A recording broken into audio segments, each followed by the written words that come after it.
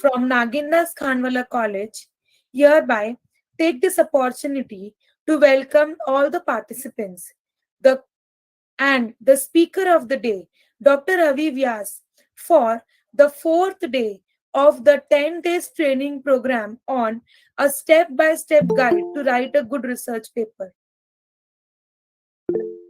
Before we begin, I would like to take this opportunity to introduce our guest for the day. Dr. Ravi Vyas sir has an extended experience of more than 15 years in academics and other related work. Currently, he is an associate professor in the Department of Commerce at St. Paul Institute of Professional Studies, Indore. He is a stout motivator and used to work on own initiative and inspired the fellow co-workers towards the research-related activities since last several years. He is also keenly involved in organizational management to policy making for proper molding of students in terms of teaching them the values and to help students to achieve high improvements in academics. He has also attended many national and international conferences, workshops, and faculty development programs. Sir has written more than 37 research papers, and those were published in journals of repute. Sir is working as research guide in commerce in Devi Ahilya Vishwavidyalaya, Indore. He is working as a reviewer for research papers in various journals. Sir is also working as the chief editor for Luminous Research Journal.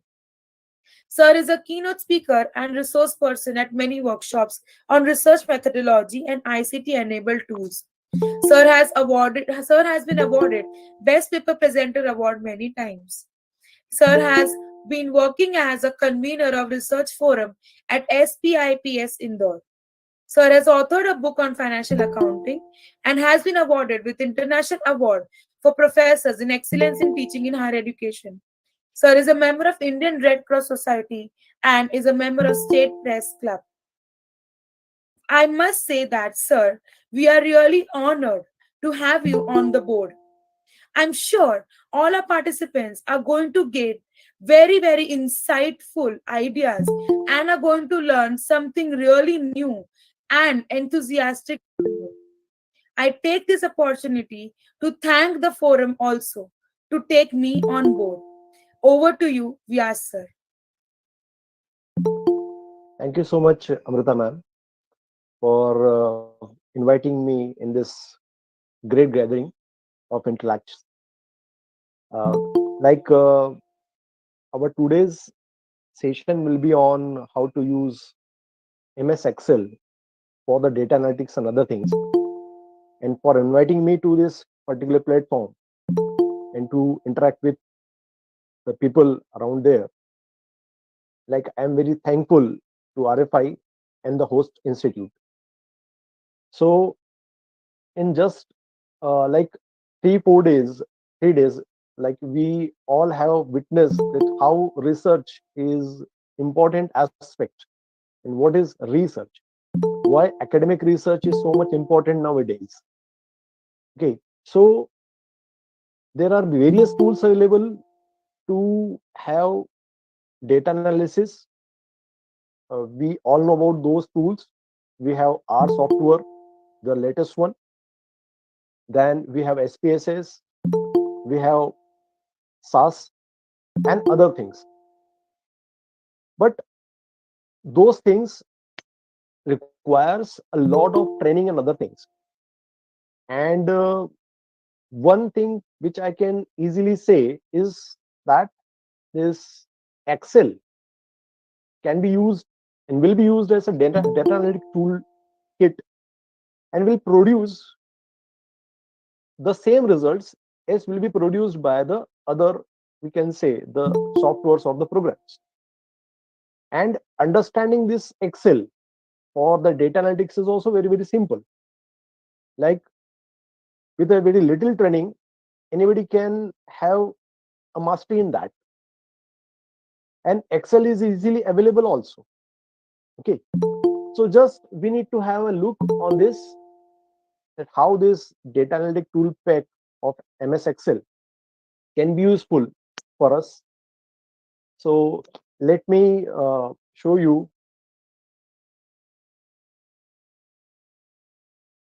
the screen.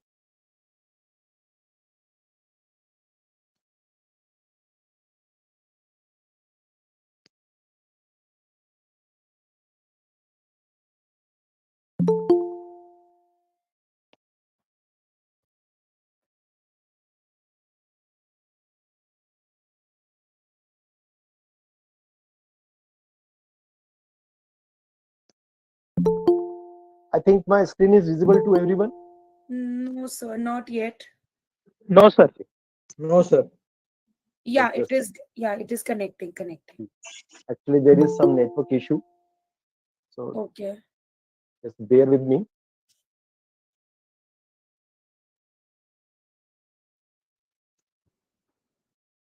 So is this PowerPoint presentation is visible now? Yes, sir, it is visible. Yes, Thank you, sir. ma'am. Yes, sir, it's coming. Yes, thank you so much. It's on presentation. Yes. So, like, we'll be starting with first of all discussing about some very important key things, because without understanding those key things, we'll not be able to understand the results which are coming as an output in MS Excel. Okay. So, we'll be starting with our today's discussion will be based on these points, which includes a difference between two types of statistics, that is descriptive and inferential, then normal distribution, what is a normality curve, what is confidence interval and how it is and why it is important, then degree of freedom, because for inferential statistics we need to know about the degree of freedom as well. Estimates of parameter, will be discussing on interval estimates, because our inferential statistics is closely attached with that. Then level of significance, and finally some tests will be seen through ANOVA, T, and you can say regression. Okay, this test will be looking forward. So starting with the first thing first, that what is descriptive and inferential statistics? Dear friends,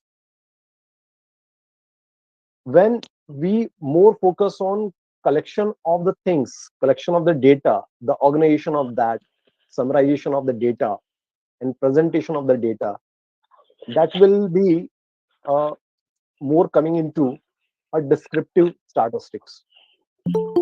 When we say about inferential statistics, it is how to collect the data, what should be the sample size, what should, from where the population lies in, and from where the which part of the population should be taken as a sample, or what should be the type of the sample, then what should be the estimate, then how the hypothesis test will be done, determination of the relationship between the variables, finding out the dependent and independent variables in the study, getting the inferences, and making predictions out of those results, or we can say the inferences, is known as whole inferential part. So descriptive statistics is generally the presentation of the facts, whereas the inferential studies statistics or study is more into the, we can say, the scientific part of data collection, data synthesization, then inferences finding out, and then finally making the predictions through the inferences we have got. So this is a basic difference between these two types of statistics. I think it is quite clear to everybody now. Sir, Now, can we say that, sir, can we say that descriptive और जो second part था inferential, इसमें ऐसा कुछ बोल सकते हैं कि descriptive doesn't apply statistical analysis, ऐसा कुछ? more or less we can say that, ज्यादातर हम बोल सकते हैं इस चीज Okay. को, we can say that inferential statistics is closely connected with the statistics, with your thinking, with your thoughts. Okay. Whereas what type of data should be presented or not, which should be the style of the data presentation, graphical or pictographical or tabular form and other things, that is the descriptive part. I think Okay. you got the answer. Sure, sir. Thank you, sir. Yes, thank you so much. Now, some other things which are important for inferential statistics, that is sample collection from population. Like today's discussion is generally focused upon one of the data I have collected from three various organizations around my city, Indore, to find out whether the different types of organizations and the teams working there in those organizations have a team specifications, and teams are so made that results are coming into the desired one. So for that, I have to first of all think about it, what type of organization should I have to go to collect the data. Then upon discussion with my co-authors, we have found that we should go for government organizations, semi-government organizations, and private organizations, and we'll collect some data from this organization regarding team building, how teams are working there. We have said the parameters which will lie into what type of team they have, what should be a proper, we can say, a team management should be there. So we have got the parameters for that, the variables we can say in other language. Okay, so we have found out the variables also, and upon those variables we have prepared a set of some 45 questions, and we have sent those questions, the questionnaire, structured questionnaire, to these three different organizations. So we collected data from at least 19 organizations working in our city around, and total 390, we can say, the responses were collected, and those responses then been put up on the, we can say, the analysis of that. So I think it is quite clear that inferential statistics involve all these things, where from where you have to collect your sample, which should be the population. Okay, all this type of things in starting, then the variables, the, you can say, the designing of the questionnaire and other things. Okay, so inferences, when comes through, we can say, through the results, those inferences will be applied on whole population. The inferences are the results coming from the samples we have collected, and those results will be then applied to whole population from where you have gathered the data. Okay, so this is inferential statistics, and inferential statistics again has a very important thing, that is probability. That is, data we have collected through samples, so data is collected through a random sampling. This is most common word we have already heard about this thing, random sampling. Okay, there are various types of sampling methods, but in our study we have collected samples by random selection, and this population consists of every type of thing. We can say humans are there, like non-humans are also there. We have collected data from human beings, the people who are working in those organizations, but the organizations were not human, they are artificial humans.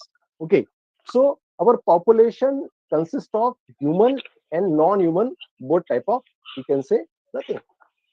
Then what is a sample? A sample is a group of the subject which is selected from the population. Like in my city around, we have some 5,000 plus organizations, and we have some like 1,50,000 people working in these organizations.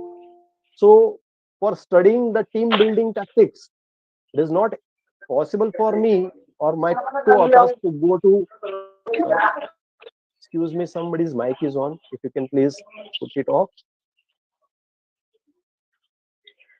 Thank you so much. So it is very impossible, very difficult for me and my co-authors that to visit 1,50,000 people and those some 5,000 organizations. So what we have done, we have just taken a sample.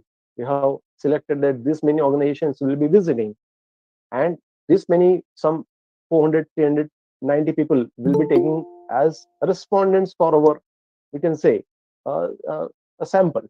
We can say, okay. So I think the story up till here is very clear to everyone.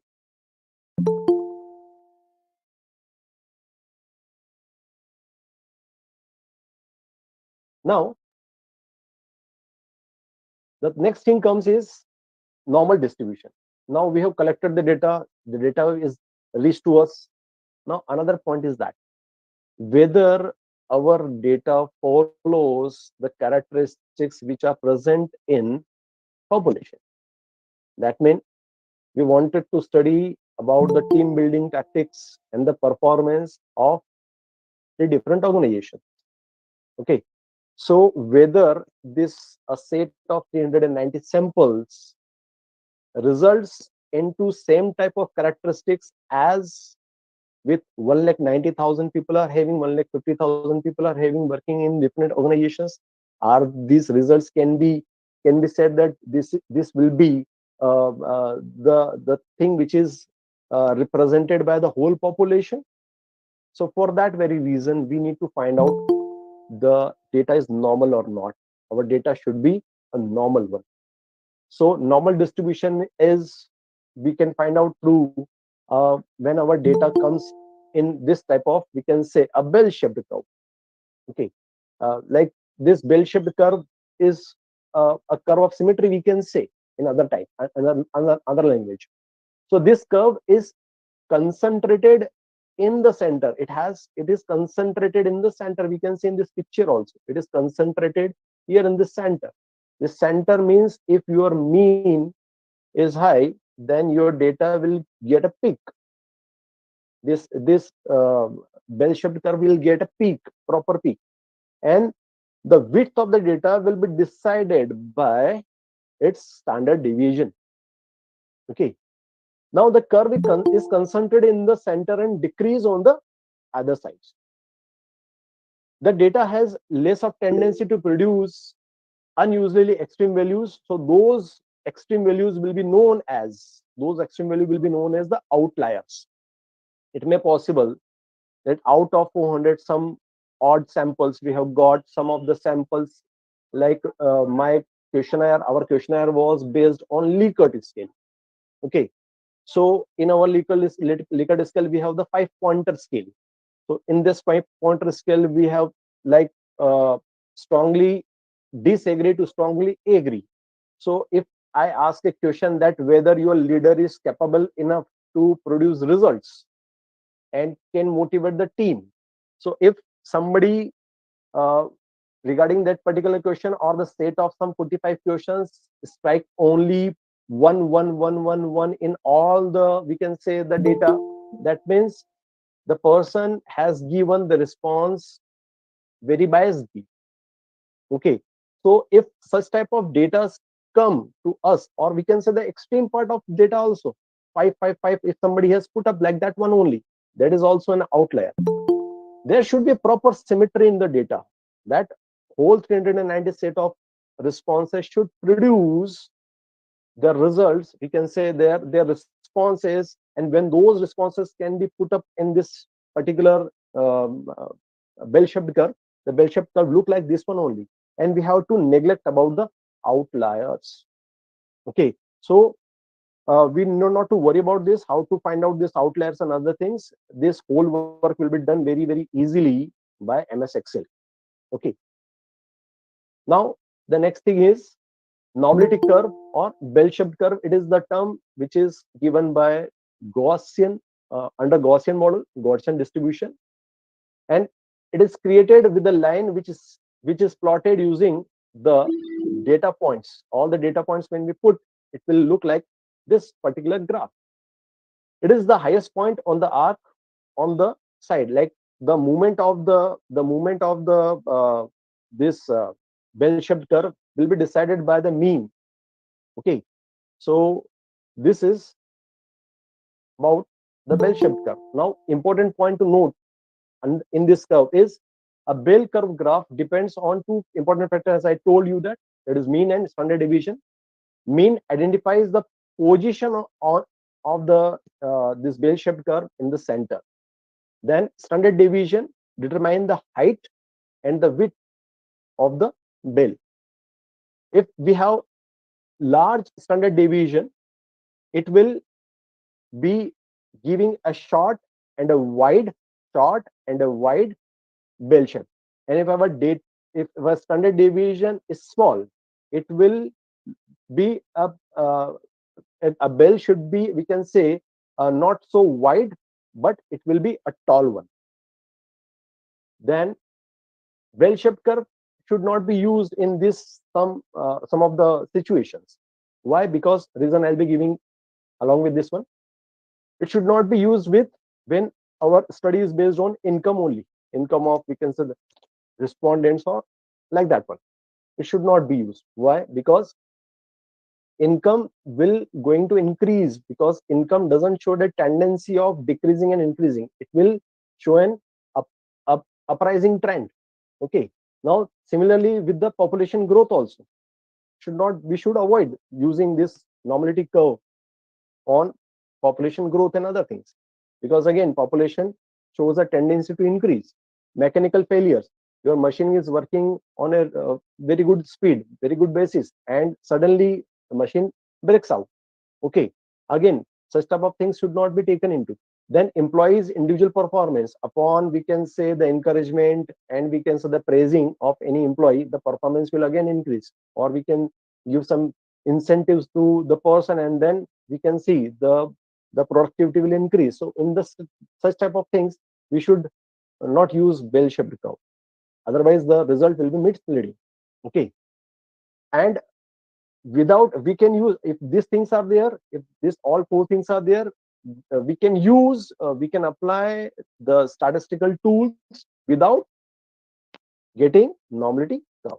We can use t-test, ANOVA test, or Bartlett's test in the above situations. Okay, now we come to how to find out this bell-shaped curve, or we can say the novelty curve in MS Excel. Okay. So for this, we're showing you, first of all, how to get this data analytic tool pack activated in our Excel. So for this particular thing, is if you can do that very easily. Like most of you are there already have these things. Okay, but those who are not having, like I'm showing how to activate the data analytic tool pack. So we need not to do anything, but just to click on this file. We can see in the left hand corner there is file coming in. You have to click on that. Then when this new window will emerge, we have to go there, down there is an option written. So we have to click on that option, and another pop-up blocks will come on like this one. So here we have to go to the left hand corner. We can see here general, formula, proofing, save, language, advanced, customize, ribbon, quick access toolbar, add-ins. So we have to click on this second last item, add-ins. When we click on add-ins,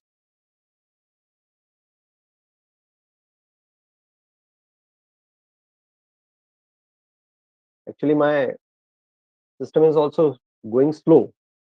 So when we click on add-ins, like we can see here, there are name of the items which we want to like pick. So we can see here analysis tool pack, it is written here, active application add-ins, because I have already we can say activated this. In your system it will not be looking like this one.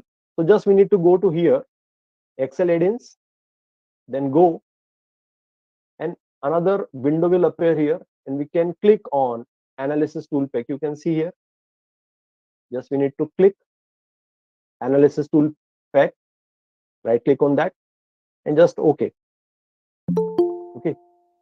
Now doing this, your data analysis tool pack will be activated on MS Excel. That will appear where? That will appear on this data. You can see in this ribbon. Okay, you can see a data, and your data analysis tool pack comes in the right hand corner here. Data analysis. I think it is clear to everyone. Yes, Yes, sir. sir. So it is very easy to like activate this data analysis tool pack. Now the data which we have collected through the structured questionnaire was circulated by the way of sending mails through WhatsApp and some other, we can say, the methods online. We have collected the data, and the data was then downloaded in this type of Excel sheet. You can see what data has come. We have collected data on this 3, 4, 5, 6, and 7. We have got the 7, we can say, the independent variables. Okay, these are team foundation, team functioning, team performance, team skill, team leadership, then team climate and atmosphere, and team identity. So in each of 7 categories we have some questions. Like team foundation had some set of 5 questions, team functioning has some 7 questions, like that we have collected, and the sum total of those sub questions has been put up here. Okay, now performing any test or performing normality distribution, we need to convert this non-numeric data into numeric one. Okay, so coding is required. In our next file we can see the coding is done. So what the way we use coding, as I told you that our questionnaire had 5-pointer Likert scale. So from strongly disagree to strongly agree. So strongly disagree, we named it as 1, coded that as 1. Then disagree, coded as 2. Then neither agree, neither disagree, coded as 3. Then agree, coded as 4. And strongly agree, coded as 5. So we have converted our this type of non-numeric data into this type of numeric data. Okay, and comes the normality curve, the third thing, normality curve. Okay, now dear friends, what we need to take care while finding normality curve is we should include only the observational data, that means from where we have to get the results. Like question based on dichotomy, or we can say the demography, should have to be skipped. This type of question should not be taken while finding normality distribution. So you can see it here, this gender and occupational sectors we have put up here, but will not be including these two things while finding normality. We'll be including what? This 7 variables only to find out normality. Okay, so first of all we need to have a sum total of this data in row format. So all the data should be totaled up in a row wise situation. So we have get the sum total is, this is 17. How would we find out this one? I'll tell you about that also. Okay, and then we need to find out the mean of the data. Then we need to find out the standard deviation of the data, and finally the Z distribution. Okay, then selection of items total and Z distribution will get this bell-shaped curve directly. So we're going to perform this whole action here with this particular data set. So Shall we go?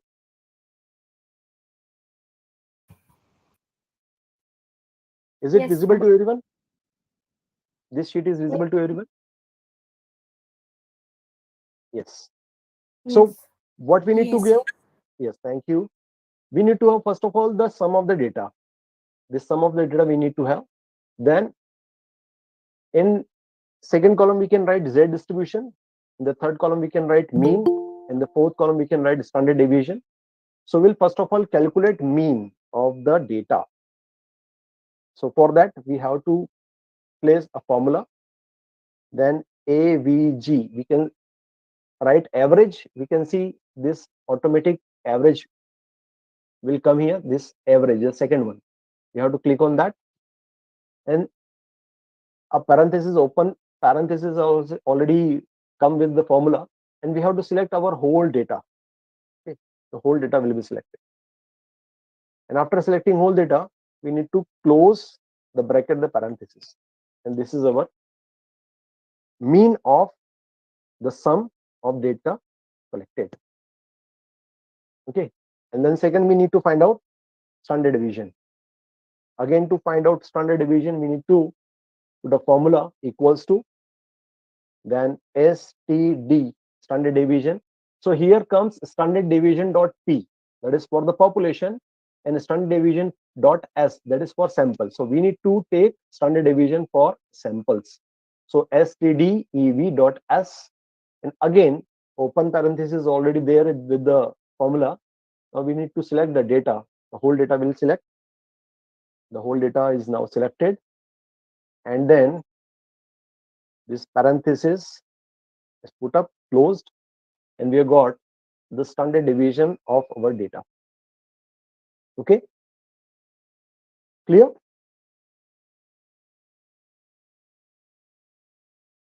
Now for Z distribution, we need to put up again a formula equals to then NORM. As soon as you will write norm, it will come like this. It will come like this. When we click NORM norm, we'll write norm. It will come, and we need to have normal distribution. Norm dot dist. This the first one. You need to click this, and here it asks about few things. It asks about first of all x. So what is our x? Our x is this, the first one, A2. Okay, comma. What is our mean? Our mean is in comma C2. Okay, column C2. So C2, column C2. Then it asks about standard deviation. So put up comma, and after comma standard deviation, that is in D2. Okay, and then again a comma. So we have selected what? We have selected x, that is the first value of the row, sum total row. Then next is the mean, that is in column C2, and the standard deviation that was in column D2. And as soon as we put up a comma after D2, that is standard deviation, these two things appear, true and false. So true is for cumulative distribution function, and the second false is for probability mass function. So as you know that we have collected our data through probability sampling, so we'll have this false. So we just need to click on false, will come, and then close the parenthesis, enter. So your Z distribution, Z value for your first sample has come, and we need to copy this particular Z distribution for the remaining data. Okay, for remaining data we have to copy this, but you can see here comes a mistake, a problem. It is hyphen, this is a hash num and exclamation mark. What does it mean? It means that there is problem with the data. Why it has been showing like that? Because we have forgot to apply absolute reference.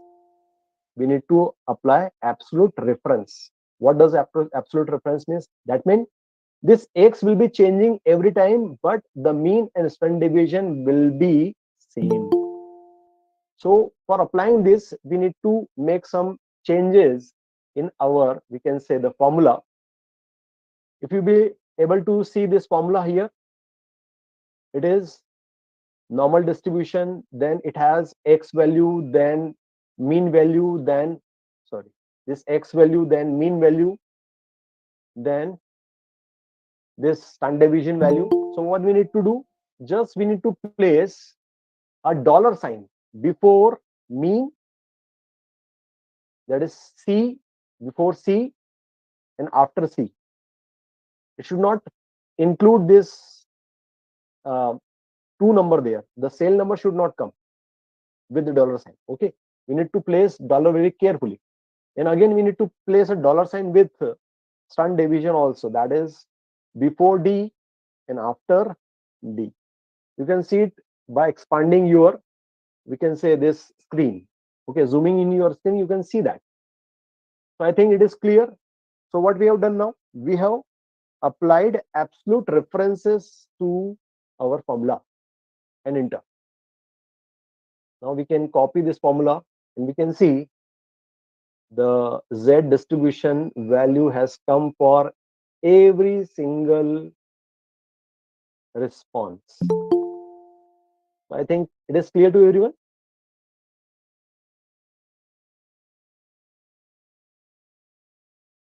Any question? Okay. Now, after this, we need to find out the graph. How to find out this graph? So just we need to take this two, that is data sum and z distribution. Select this two. Select this two and Sir, yes. sir, before applying that absolute formula, Reference, yes. sir, formula you have applied, actually, I didn't understand. Okay, okay. See, Before, that is, yes, this is actually, I'll copy this formula once again for you. Okay. okay, Please see this.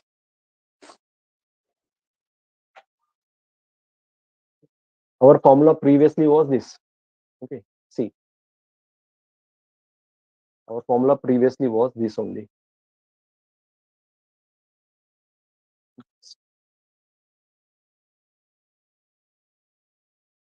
So this was our formula previously.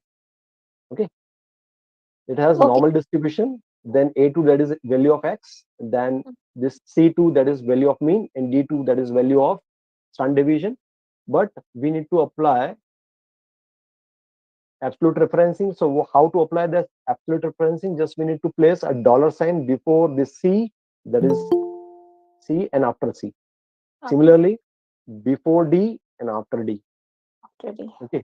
So what does it mean? It means that this two, C and D, will be fixed and will come as the value given with each of the individual sample. Okay. Okay, So okay, this is okay, known as, yes, this is known as absolute reference. So we need to find out our normal distribution curve. So we've selected the data, and after selection of data, we go to this insert, and we can find out here charts. In this chart, we'll click on this scatter charts. In scatter charts, we'll click on this scatter with smooth lines. You can see our data has come in proper bell shape. You can see it here. Okay, this data is proper bell shape, but it is not looking good actually. So we need to do some of, we can say, the correction in that. How to do that? So there are two types of lines. There are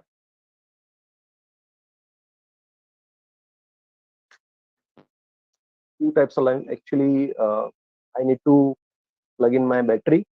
Just give me 1 second.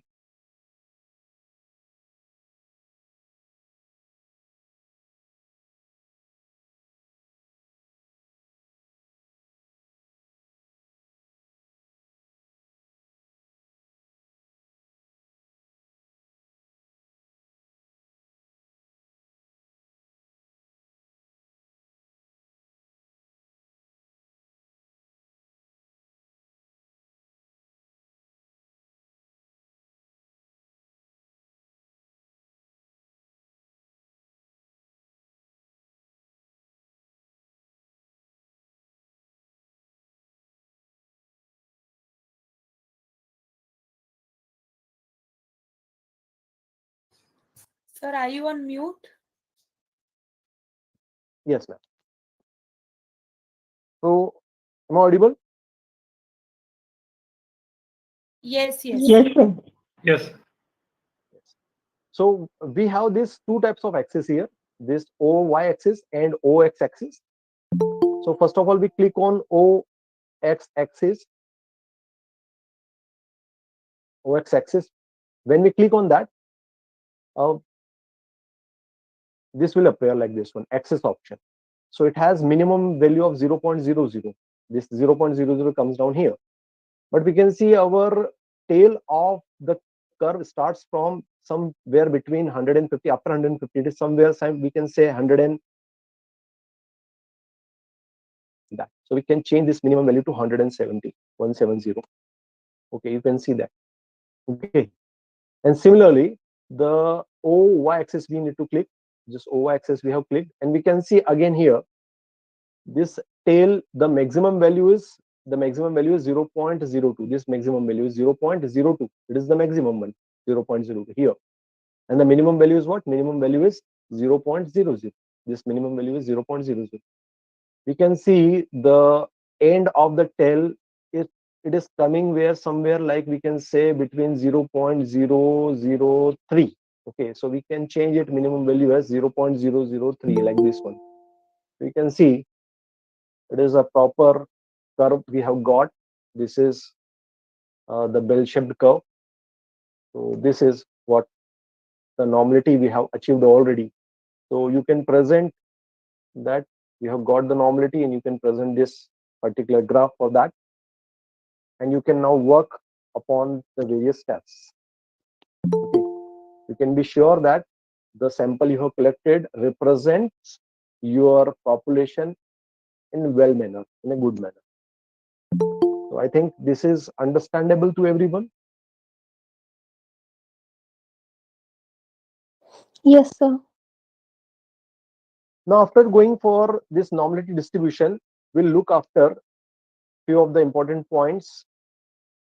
Again, we go to our presentation. And now for finding the further type of test like t-test, or we can say the ANOVA, different types of ANOVA tests are there, and the regression analysis. For understanding those things in a good way, we first of all need to understand about this few things, that is confidence interval. I think everybody of you have known about these facts. What is a confidence interval? Confidence interval says that when you apply a particular set of tests time and again on different sets of different sets of population, like you have collected data from a particular set of population in form of sample, and you got some particular type of results, and we collect again the same questionnaire will be floated to another set of, we can say, the population, and the results we get there will get there will resemble with our previous results. That means your the values of the surveys are repeated every time with every new change set of the sample. So that is known as a confidence interval.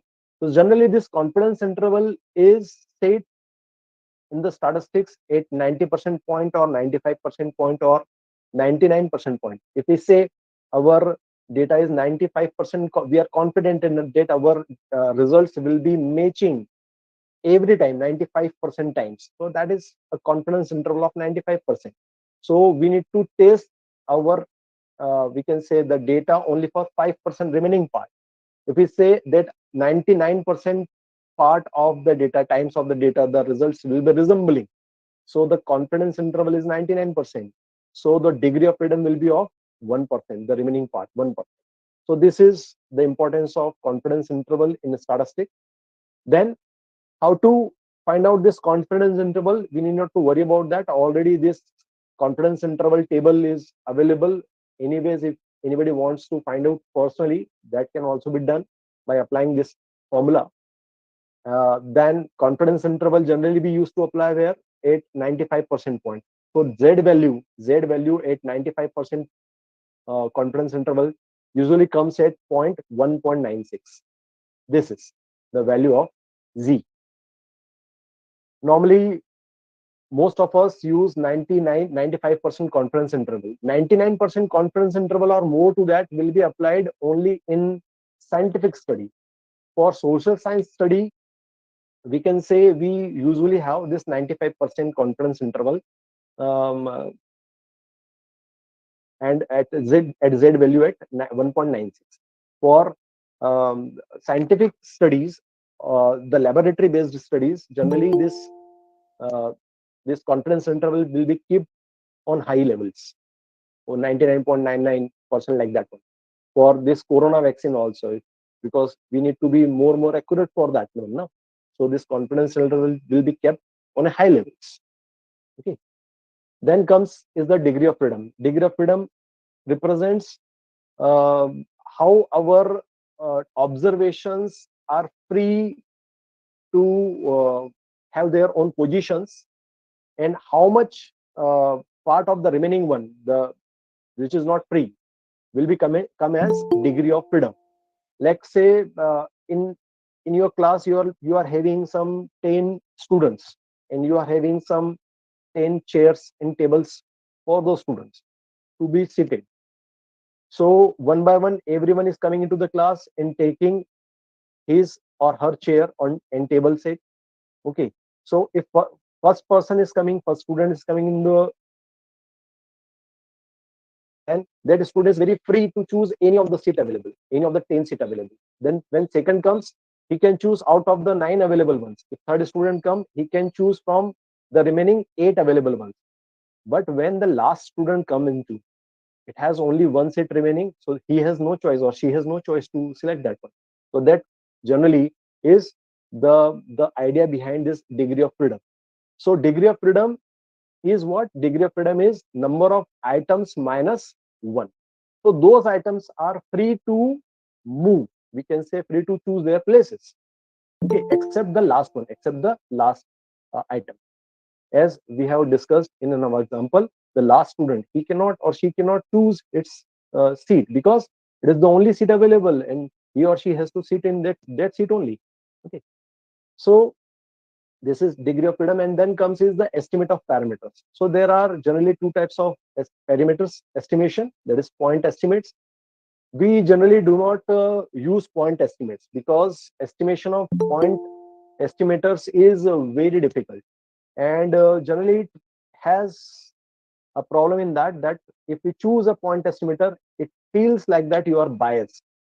So to be unbiased, we generally choose interval estimates. So our interval estimates is nothing but the confidence interval.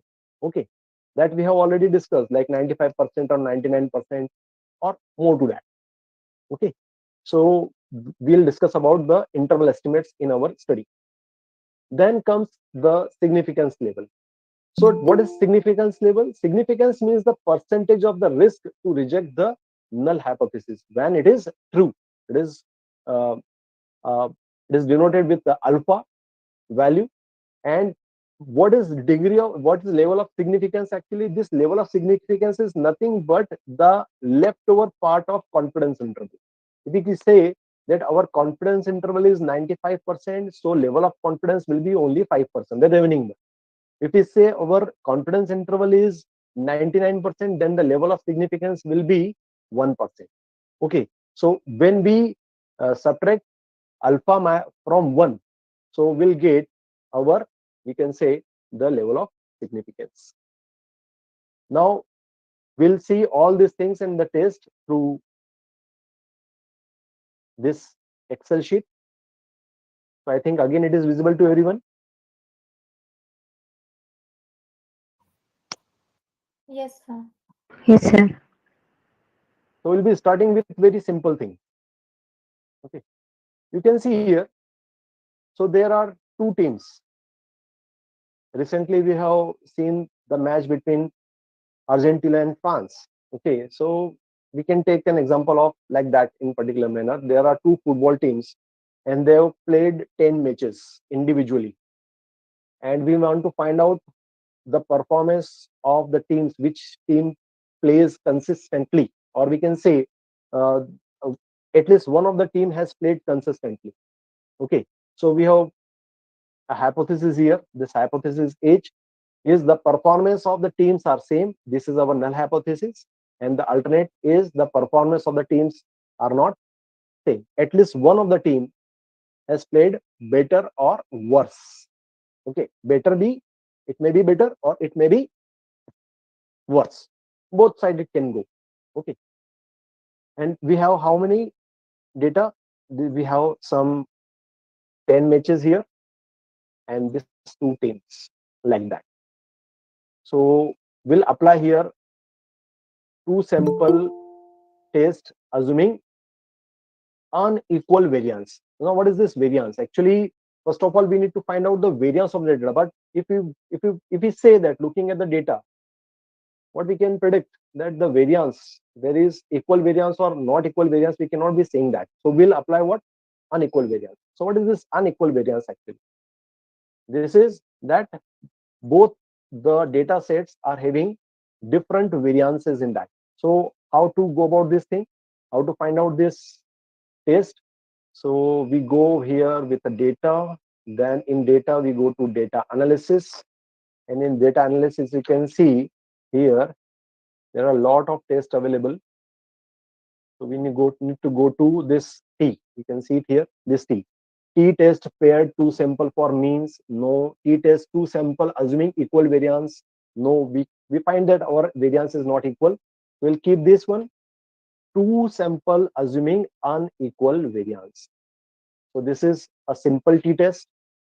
When we have our data with normally our data should not have more of the options available. It should be less than one option or two options. Like in our data set, we have seen that we have concentrated only on the number of the goals the teams have scored. So we need to select the data here. We need to select the data. The range one we have to select. So in range one, we'll keep team number one. In range two, we'll keep team number two.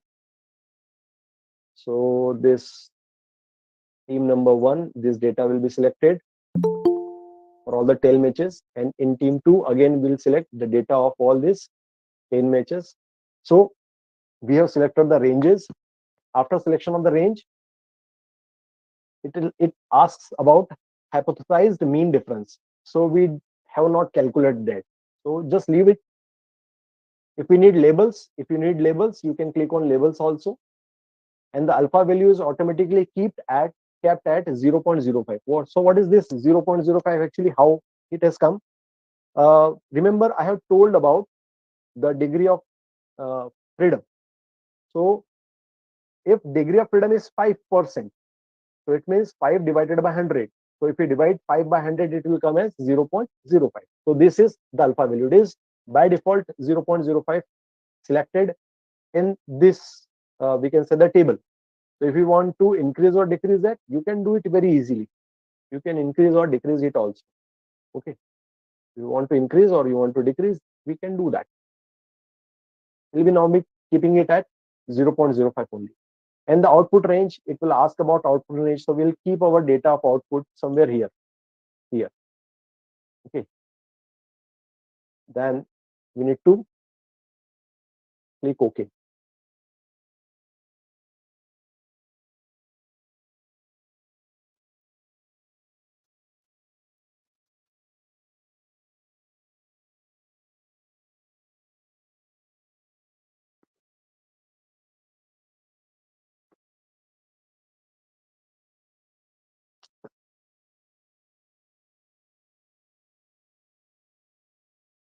Selection was not done properly. Just let me check once again.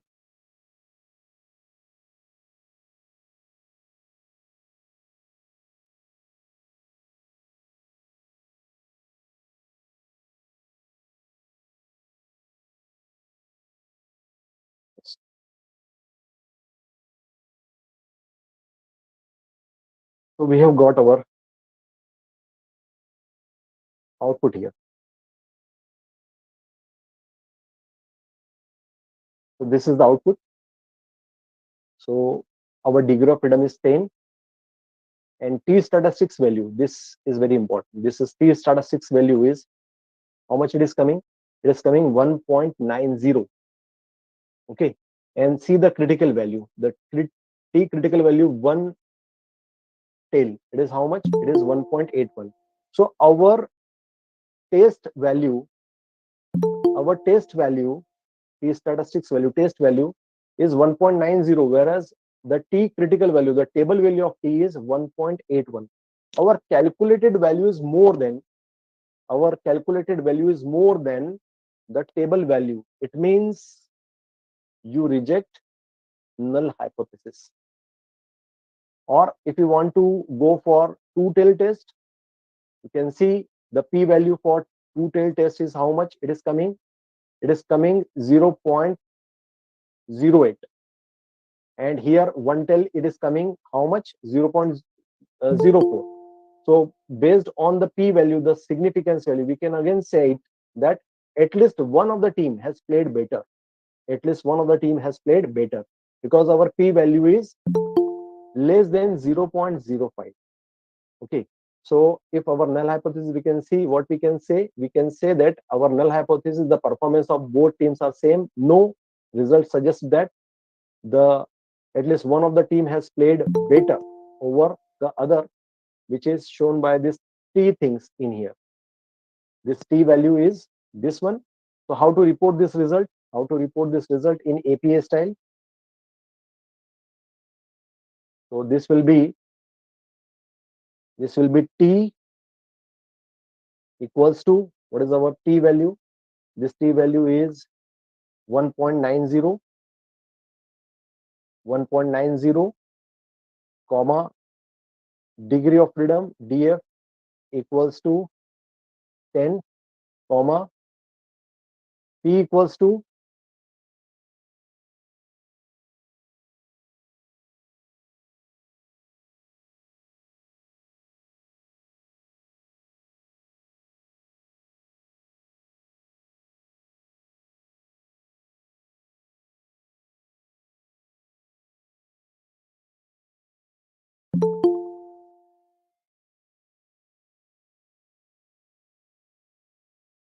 0.04, and our p is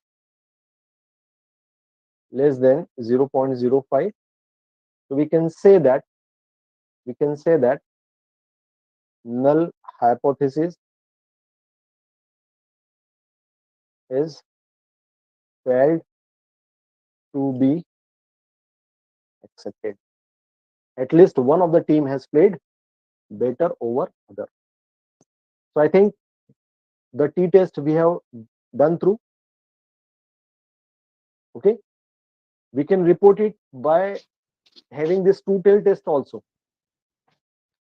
Okay, but in our two-tail test, if we can say our p value is some 0.08, again it is because it is the twofold of the things, no? Because it is two-tail.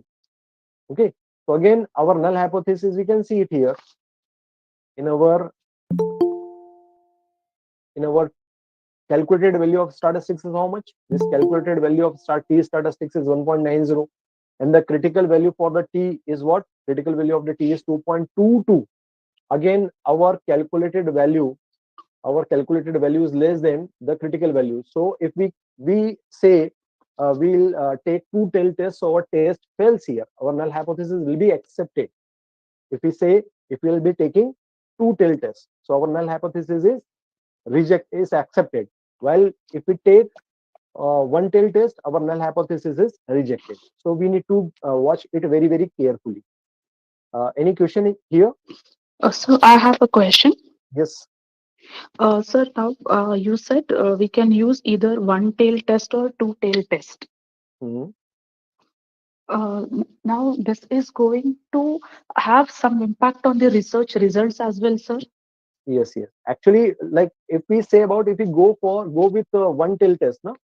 Yes. That means if we say here, like, see the null hypothesis. Okay, our null hypothesis is the performance of teams are same. If not taking this, we'll change the hypothesis in this form. Like the performance of team A is better over team B.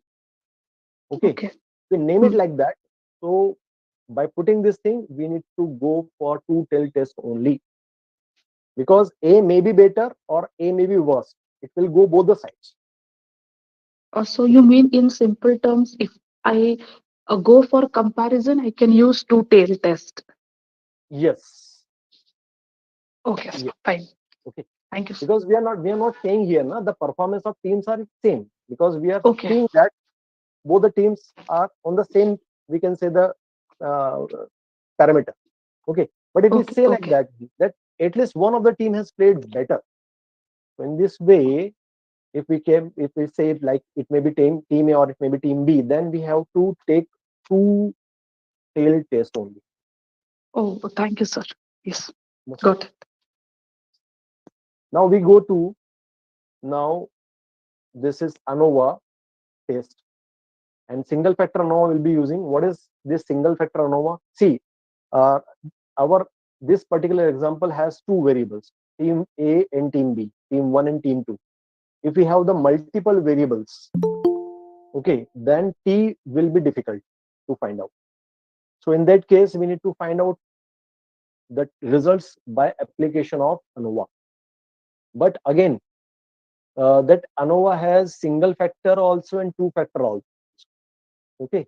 So what is this particular table says? This table says we have four professors, and those four professors have some, we can say, 8 students, and those 8 students were given a question paper prepared commonly by all the professors, and the score were given individually by these professors to each of the students. And we wanted to find out, this is our null hypothesis, we wanted to find out the evaluation method adopted by each professor is same. Likewise, in our previous example, the performance of team is same in the same way, but the difference here is what? We have four professors now, or we can say data variables more than two. In that case, T will not be applicable. ANOVA will be applicable. But ANOVA test will be applicable with the single factor. Why single factor? Because there are only students. The another value is what? Students only. If we have the multiple figures like that, if the classes are different, okay, we have uh, students from different classes, different papers will be given to them, then ANOVA single factor will not be applicable there. ANOVA multiple factor, we can say, will be applied there. Two factor or more than that will be applied there.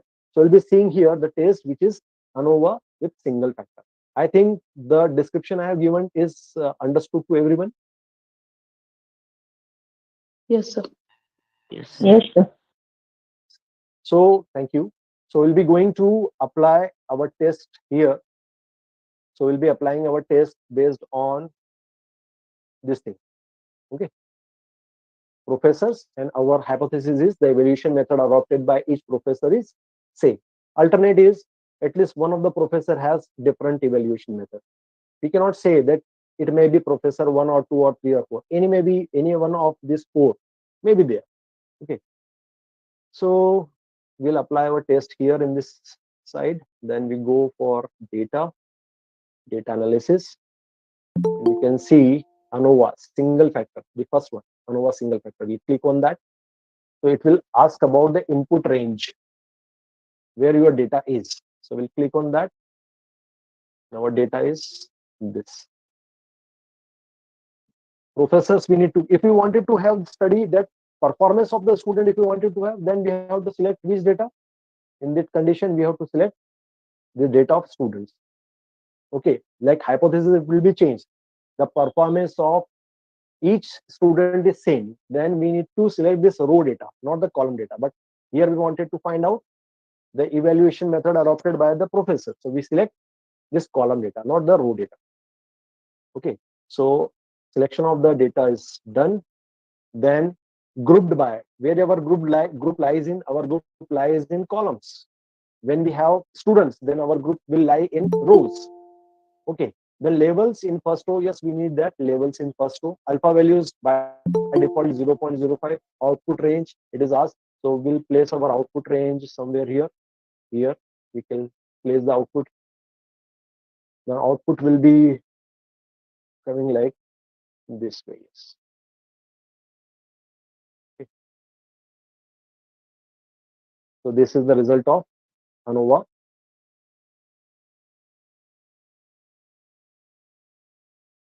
Single factor. See, all the 4 professors, their averages and the variance. This is the descriptive table. This table is, the first table is the descriptive one, the summary table we can say. Okay. But our result table is here. This is ANOVA table. Okay. Now the important thing here are this degree of freedom. This degree of freedom, that is what I told you, degree of freedom is rho minus n minus 1. Okay. So why it is 3? Because within the group we will be finding, we have the 4 groups of the professor. So 4 minus 1 comes as 3. And here within the groups, it is coming as 28. How it is coming 28? Now see, the sum total of the students and the professors will be coming out as what? This count is come as 32. This 32 and 1 will be subtracted from each of the column. So 32 minus 4 will come as 28. Our degree of freedom is 3, 28. And what is our F value? Our F value is, the F value calculated is 3.05, whereas the F critical, the table value of F is 2.94. Now see, again, our calculated value is more than the critical value. It means that null hypothesis is rejected. At least one of the professor, we don't know that who is the professor, at least one of the professor has different evaluation approach.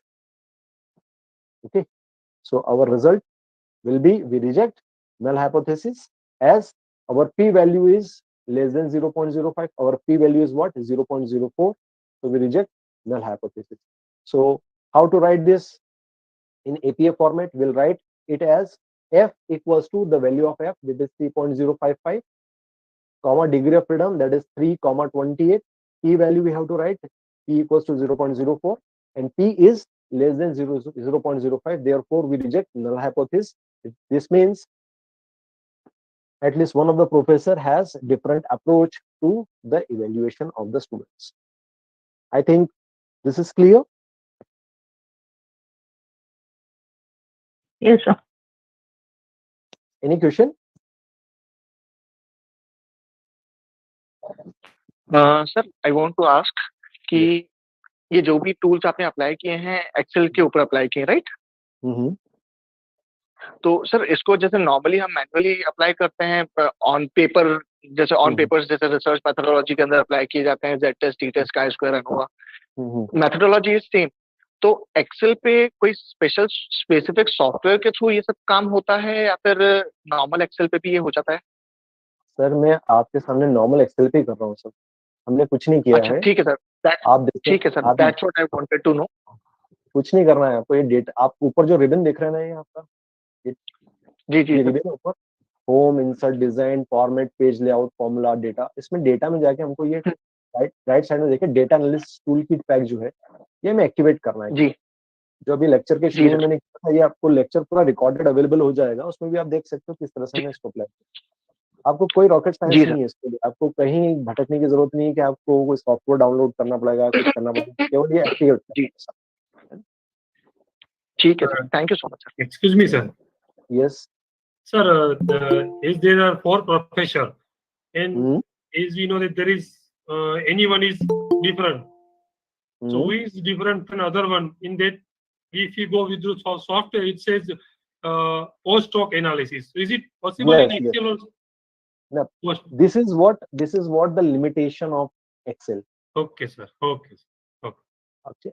Like our Excel will produce the result, but if you want to further go into that and peep into that, this will not be applied, where this post hoc cannot be applied.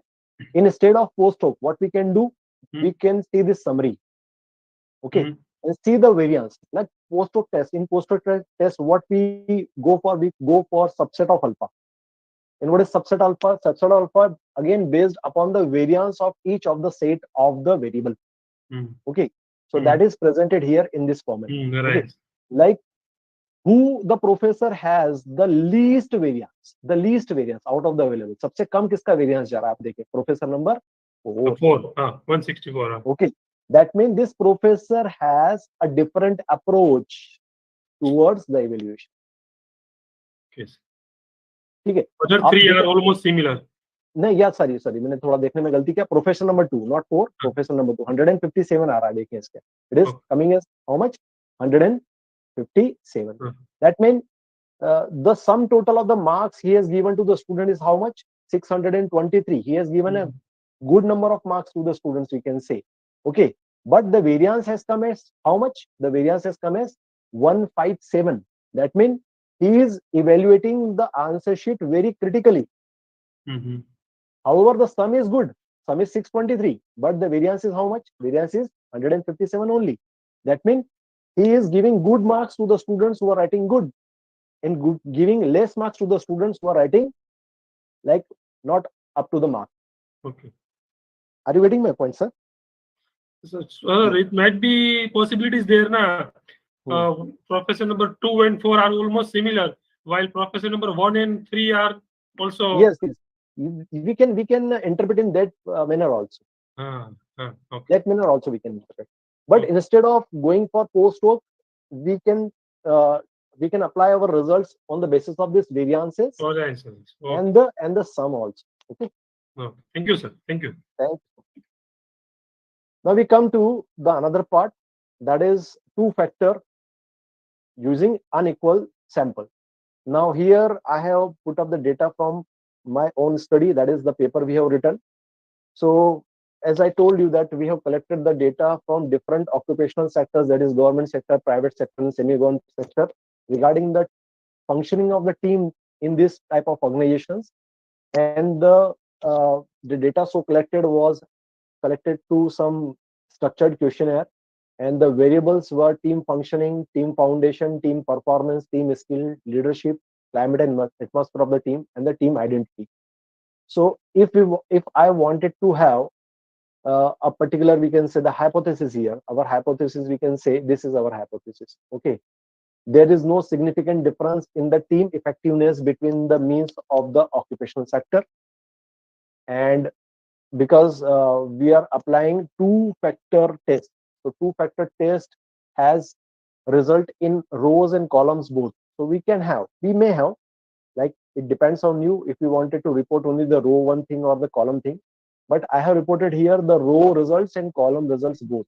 So row results are based on there is no significant difference in team effectiveness between the means of the occupational sector. That means across the occupations, across the, we can say the organizational sector, there is no difference in the team effectiveness.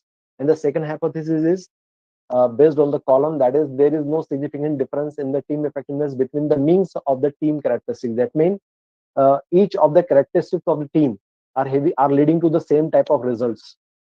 That means team foundation is leading the same results as team climate and atmosphere, and team skills has same results as the remaining 6, we can say the variables.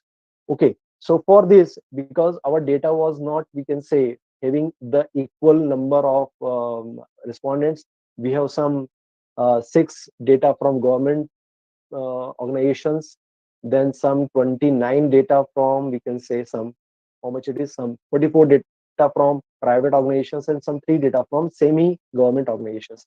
So our sample size is not same here, okay, of all the 3 occupational sectors.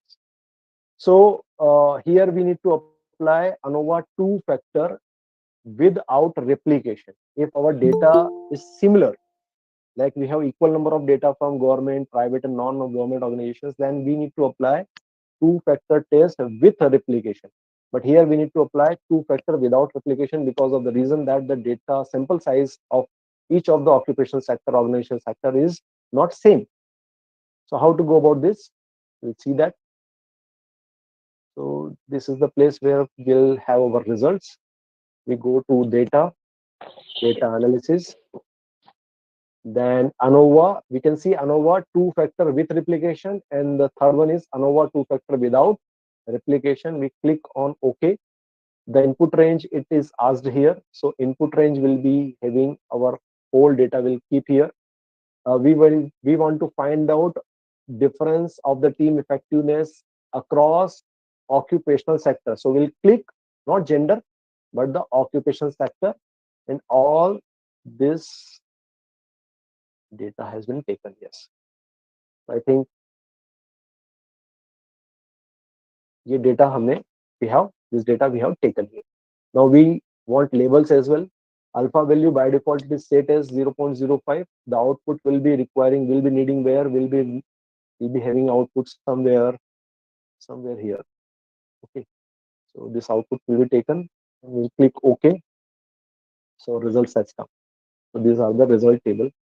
So already I have worked here in this particular region. Okay, so this we can see our results is this is the summary table. This is the summary table. So it says about each of the row the data is come for the sum, the average, and the variance. This count 7 is for the same variables, the sum of the first row, the average, and the variance. Likewise, all 40, 52 data, 53 data have been taken here. Okay. Now, down here are the value of the all 7 variables. Okay, that value has also come here, and we have got our ANOVA result in row and column form. As I told you, no, we can have our hypothesis based on row or column or both.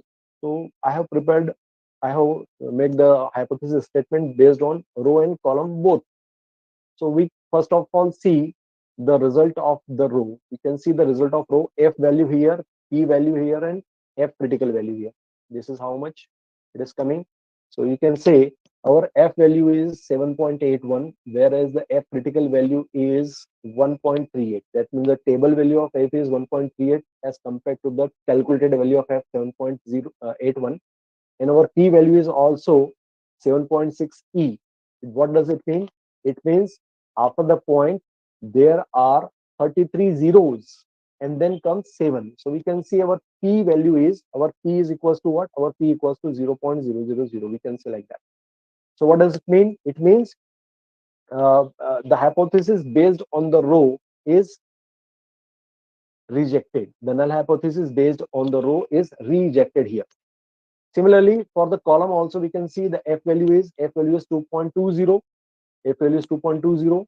The P value is 0.04, and the critical value is 2.12. Again, our P is smaller than, our P is lower than 0.05. Our P is how much? Our P is 0.04 only. So both the hypothesis set on row and columns criteria is rejected here. The null hypothesis is rejected here. Now we'll see the result of that one.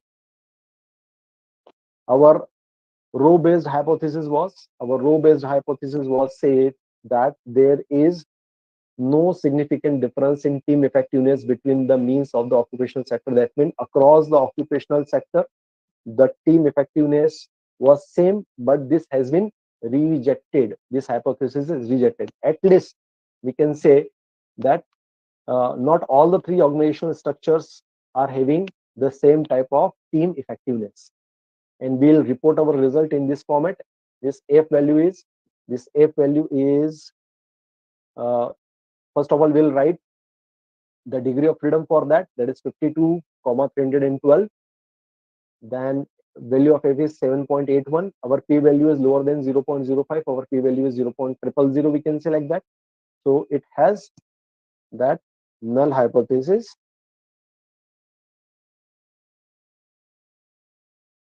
is rejected. That there is a difference in team effectiveness across occupational sector. Now again, we go for the column, that the characteristics of the team for team effectiveness are having no significant difference. But again, it said that there is a difference in the team characteristics for the team effectiveness. That means all these 7 parameters of the team effectiveness are not same across the occupations, we can say. So again, the null hypothesis is rejected. So we report it as F 6 degree of freedom 6 comma 312.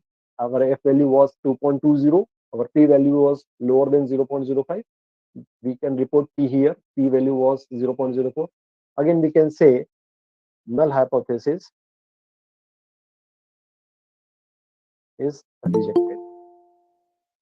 That there is a difference. We can see the difference also. This is the summary chart. We can see the summary chart here for the column wise. We can see the difference we can observe here. The lowest variance was observed where the lowest variance was observed in team foundation. That means in every organization, team foundation, more of the concern was given to foundation of the team. What should be the member? What should be the type of the team and other things? And the highest we can see in team leadership. We can see. It means what? It means the respondent has given, we can say, not similar type of marking for team leadership. Okay, that means their viewpoint regarding the team leadership was vary it across the organizations. Okay, I think you are getting my point. Okay, so in this way, both the hypotheses are failed to be accepted here. Any question here?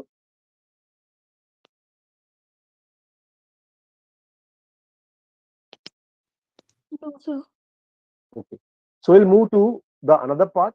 The another part is if we have the equal number of samples, then we have to apply this particular test, which is known as two-factor with replication.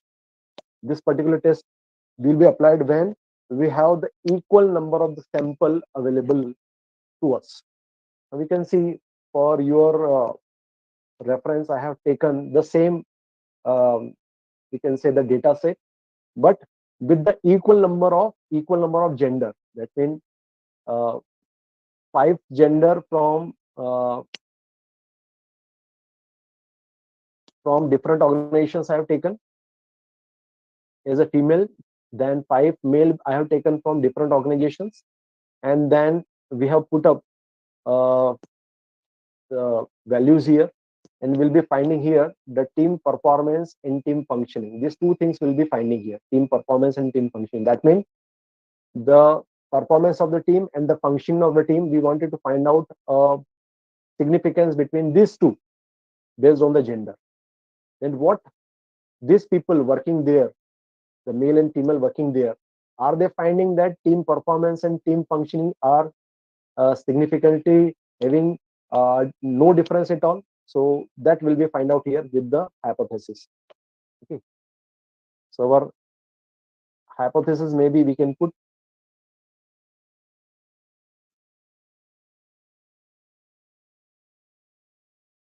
there is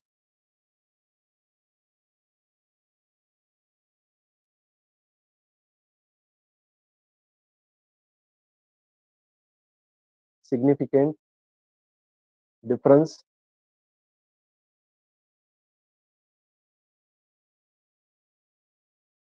between team performance and team functioning.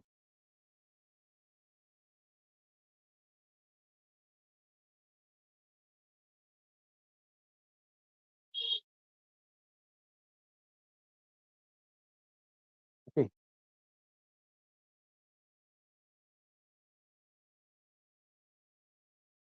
across the,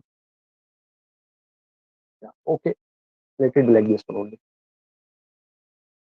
So for this we need to find out test. So here somewhere we'll apply our test. So we go to data analysis, two-factor with replication, will click two-factor with replication. Input range it is asking for. So input range will be taking this. This will be our input range. Then rows per sample. Rows per sample, because these are same 5 female and 5 male we have taken. We'll keep row per sample was 5. Then output range, we need our output somewhere here. Somewhere here we need our output here. Okay. Yes. Okay. So we have got our results. These are the results. So this is the summary for, first of all, team performance and team functioning for female, and team performance and team functioning for male, and the total of male and female both. So we can see here for team performance and team functioning, we can see there was a variance observed. There was a variance observed that by the female respondents. So team functioning, they have given 0.02. In team performance, they have given 1.7. The low the variance, the good the, we can say, the stability is in. जितना slow, जितना लो आपका variance रहेगा, उतनी stability data में है, ये माना जाएगा. So they have given, they are more, we can say, for team function, we can say for male, we can see here for male, it is 0.791 at team performance and 0.078 team function. Not much difference is there. So female respondents are giving more priority, we can say, on team functioning rather than on team performance. Whereas there was no such major difference was observed with the male respondents. They are looking at team functioning and team performance almost at the same, we can say, the level. Okay. Whereas female are looking at team functioning more critically. Okay. Now we can come to the total part. This total part, that is, more of the weightage has been given in the total. More of the weightage has been given. Weightage, we can say the emphasis has been given on team performance in the total as compared to team functioning. Now this is what the discussion based on the summary we have got. Now we come to the hypothesis part. Okay. The hypothesis will be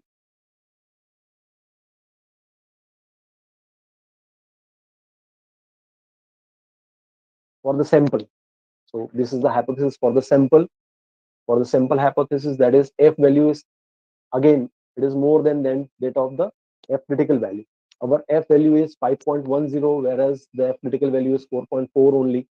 That means again the null hypothesis is rejected. P value is again 0.03, that is lower than that of 0.05. But we can see the column results. See the column result. It is just going opposite to the sample results. It is 0.02. The calculated value is 0.02, whereas the critical value is 4.49. It means the column results are accepted. If we have made the hypothesis based on column, then that is accepted. That means team performance and team functioning. This is the column actually. This is the column. Team performance and team functioning are having equal values, having no difference at all. This is what the column says. And the interaction of all the columns and the sample, it is the interaction. What does it say? It says 5.10 for the f calculated value, whereas the critical value is 4.49. That is, again, null hypothesis is rejected here. So if we can see what happens to our hypothesis here, interpretation results. So we say the interaction result, if we say the sample result, first of all, team performance is better in organization. Team performance is better in organization. That is, hypothesis is rejected. What was our hypothesis? That both team performance and team leadership are having similar significance. But here what we found, team performance is better in organizations as compared to team leadership. Whereas the interaction result, if we say interaction result, it says that the gender working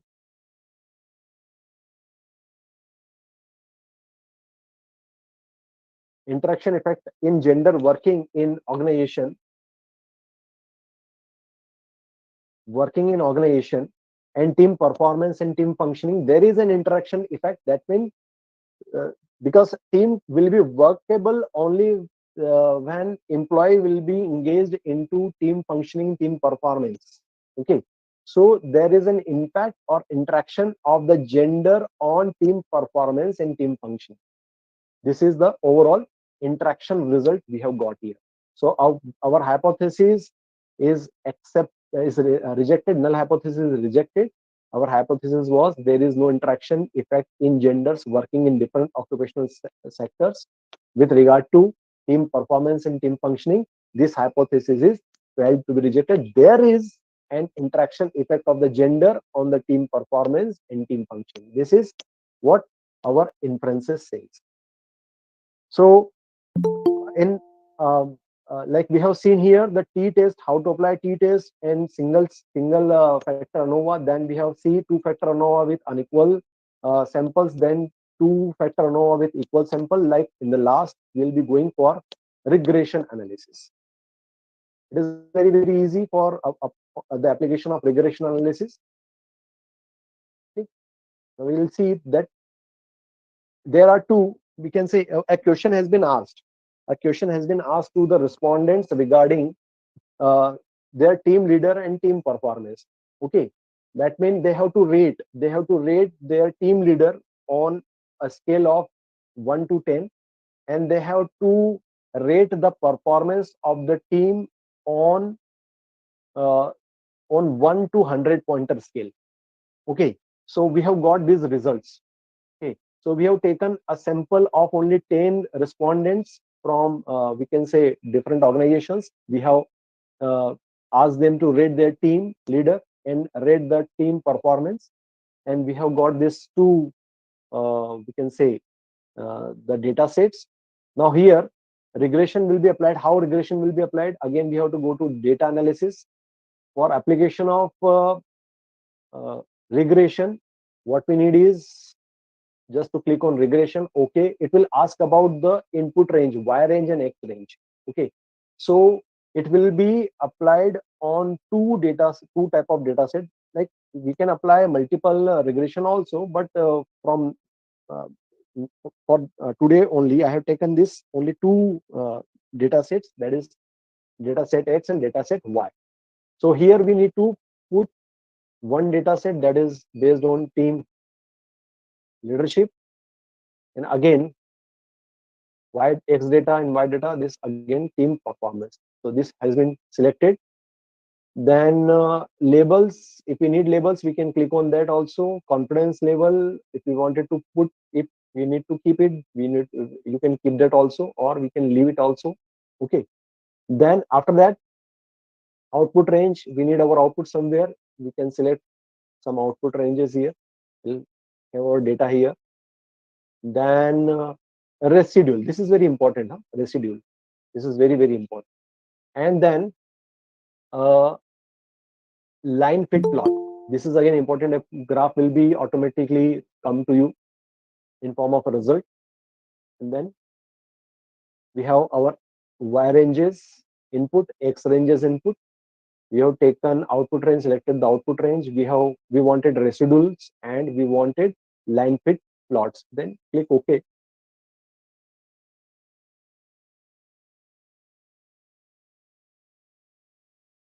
So here just I have taken just numeric data we need to take. By mistake I have taken this one. So we need to take the numeric data. This numeric data here and another numeric data here. So we have got our results, the summary output we have got. This is the summary output. Okay. Now see, first of all, this summary output. And very important here is what? This R square. This R square is what? This R square is 0.97. See, R square near to 1. R square ranges from 0 to 1. R square near to 1 is considered as a good one. That means it says that your model is fit. your regression model, or if you wanted to have some model test, that model is fit here when you have a good value of R square. So our R square value is somewhat 97.8%. It is something really good. Okay. Then we need to go for the ANOVA results. We can see ANOVA result, that is, this is SS sum of square. It is 80.746 and the residual is 1.75. The low the residual, the good the model fit will be. The low the residual, the good the model fit will be. And our F value is what? Our F value is 368, and our significant value for F is what? Our significant value for F is 5.6 exponent to 0.8. That means it is 0.12345678563. So it is, we can say it is less than 0.05. Okay, it is less than 0.05. Okay, so we can say our regression model is fit. Now this is the coefficient for standard error and intercept, and this has been given for intercept and team performance, and the residual output is again given here, and one graph, that is, this has come. We can see these blue dots are for team leadership and the orange dots are for predicted team leadership, and this is the linear model, that is team leadership. Our team leadership goes straight on a line, and all the orange predicted team leadership are coming on that, but our blue dots are coming somewhere around on this particular line, we can say. Yes, not so much deviated.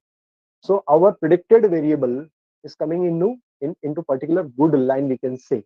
So what is the crux of this whole thing? That our regression model, if we have some, that is fit here. So we can see it here to a particular, we can say, hypothesis also. The hypothesis was there is no useful linear relationship between team leadership and team performance. This was the null hypothesis, and the null hypothesis is rejected. How we can say that? We can say that as our F is equals to, our F value is equals to what? Our F value is equals to 368.28, comma, degree of freedom. Degree of freedom is what? So our degree of freedom is 1,8, 1,8, and our P equals to 0.000, and our P is less than 0.05. So what we say? We say null hypothesis is rejected.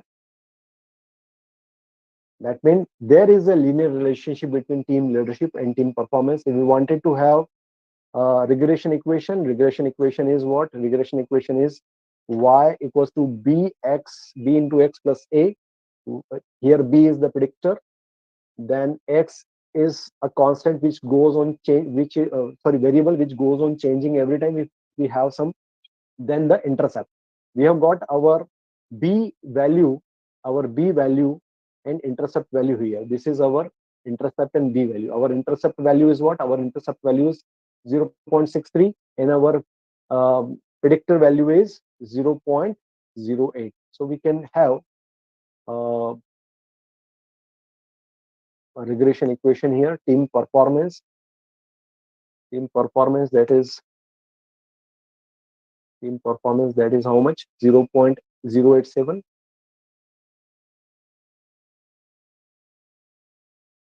multiply by x. Every time we need to change x, plus team leadership, that is intercept.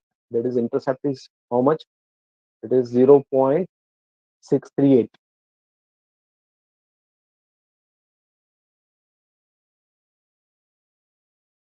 So every time if we change x accordingly, this regression equation will come to you and your model will be pretty. Any questions?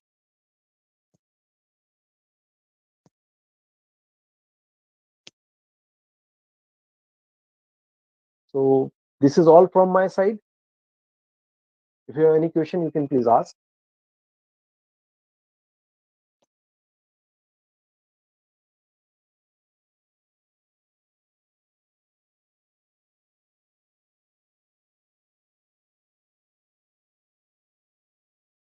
No questions from my side. Sir, I have a question. Yes, ma'am. Sir, when we are doing research, now how should I understand whether I should be going for these kind of tests, any of these tests? Hmm. There are, Like, what is the topic of your study, ma'am? sir, as of now, I'm thinking of, I have just, mulling on doing on this data science Okay. and its application into the market segmentation. Hmm. So probably you will be having your like you will be floating a questionnaire. Yes, sir. Okay. If you float a questionnaire, then in any case you need to have some hypothesis also. Okay. Yes, sir. See what Yes. happens. You first of all you have the topic of the study. Okay. Then there should be some objectives. If you have objectives and your objectives are focused on collection of data from primary, we can say the sources, then it means you must have to have some statements also. Statements that mean verifiable statements or testifiable statements. That is hypothesis. Okay. So if you do Okay. the hypothesis, yes, if you have the hypothesis, then those hypotheses need to be tested. And those tests you will be applying is either t test if there is one variable, or we can say the multi. If you have multi variables, then ANOVA and likewise tests. And regression type of, if you wanted to show some models, then surely regression analysis will come. Okay. Or chi-square test, if you wanted to have some association between the variables, then chi-square test will be applied there. Okay. So anyway, if you are collecting data from primary source, you need to have this hypothesis testing. Another thing.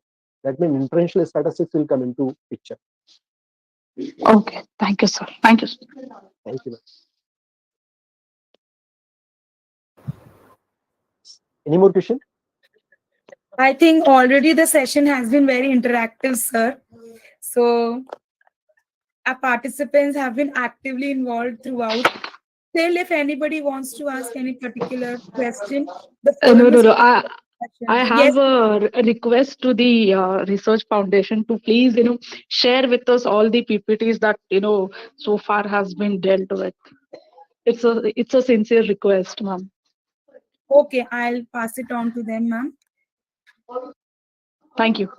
Yes. Thank Yes, you. Kavita Vyas, madam, you have raised your hand. Do you have anything to ask? I think you have given me a very good time to interact with this group of intellects here. Like whatever little knowledge I possess, I in just 2 hours time I have shared that one. If you have any query, you can email me. Just I will be writing my email address here. You can email me that.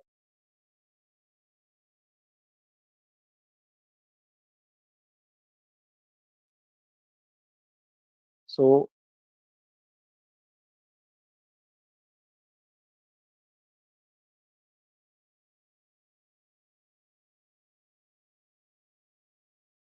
it is profarvyas@hotmail.com. Okay.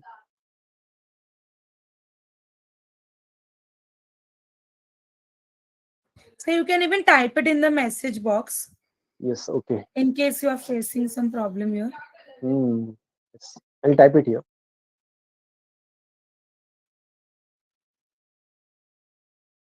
So this is my email address. If you have some queries, you can surely put your queries here. So thank you so much, Amrita ma'am and team RFI for giving me the opportunity to interact here and share my whatever small knowledge I have possessed. with all the persons here. Thank you so much. Thank you so much, sir, on behalf of RFI and Nagindas Khanwala College and all the other collaborated organizers. I, Amrita Agarwal, take this opportunity to thank Vyas sir for sparing his valuable time and most precious knowledge of using the most vibrant software, MS Excel. Sir, all of us have it. It is taken for granted. Nobody really knows its true potential.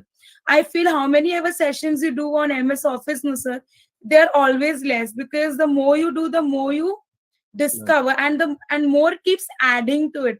In fact, there are plugins for MS Office also, and Excel is such a wonderful software that you really don't need any other software now to do data analysis. However, thank you, sir, for at least helping us know how we can go ahead with the research without investing much and doing it on our own.